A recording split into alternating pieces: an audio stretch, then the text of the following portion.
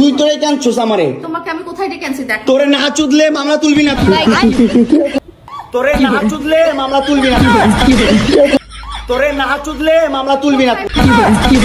মামলা তুলবি না তুই। কি করে? আমারে কস আমার।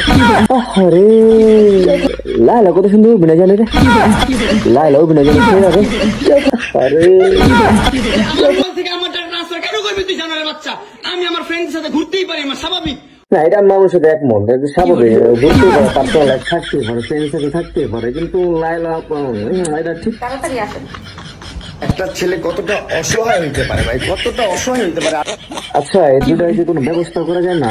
মানে মামুনকে উঠে দাও আর লাইলা ভাবিরে মুস্তাক সাথে উঠে দাও।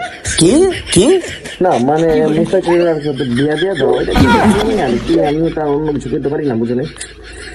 তো মুস্তাকের হাতে দিয়ে দাও আর মামুনরে কিসের হাতে দিয়ে দাও, তাহলে সমস্ত ঠিক থাকে, তাই না? তো তোমরা কি কও?